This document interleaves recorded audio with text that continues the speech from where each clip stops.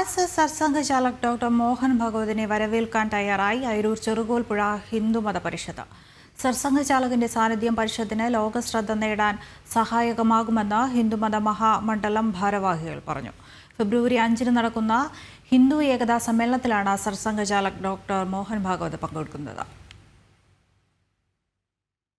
ദക്ഷിണ ഭാരതത്തിലെ ഏറ്റവും വലിയ ഹിന്ദുമത മഹാസമ്മേളനം, പതിറ്റാണ്ടുകളുടെ പാരമ്പര്യമുള്ള പരിഷത്തിന് ഇത്തവണ RSS സർസംഘചാലക് ഡോക്ടർ മോഹൻ ഭാഗവത് പങ്കെടുക്കുന്നു എന്ന സവിശേഷ പ്രാധാന്യവും.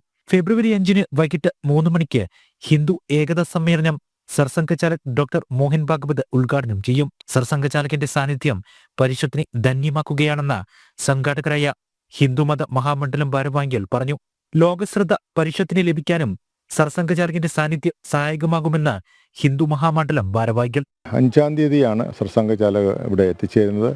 അദ്ദേഹം അങ്ങനെ പൊതു പരിപാടികളിലൊന്നും പങ്കെടുത്തതായിട്ട് അറിവില്ല. അങ്ങനെ അദ്ദേഹം മറ്റ് പബ്ലിക് ഫംഗ്ഷനൊന്നും പോകാറില്ല. എന്നാൽ വിശേഷപ്പെട്ട് RSSന്റെ 100ാമത് വർഷം കൂടെയാണ് ഈ വർഷം. അതിൻ്റെ ഭാഗമായിട്ടാണ് അദ്ദേഹം ഇതുപോലൊരു വലിയ ഫംഗ്ഷനിൽ എത്താം എന്ന് അദ്ദേഹം ആഗ്രഹം പ്രകടിപ്പിച്ചതും അതനുസരിച്ച് അതിനുള്ള സൗകര്യങ്ങൾ ഇവിടെ ഞങ്ങൾ തയ്യാറാക്കുകയും ചെയ്തത്. അദ്ദേഹം ഇവിടെ എത്തുന്നത് വഴി ഈ പ്രദേശമാകെ, ഇന്ത്യ ഒട്ടാകെ ഈ ഹിന്ദുമത പരിഷത്തിനെ പറ്റി ഒരു ശ്രദ്ധ ജനങ്ങളിൽ എത്തും എന്നത് ഞങ്ങൾക്ക് ഏറ്റവും വലിയ സന്തോഷം നൽകുന്ന കാര്യമാണ്.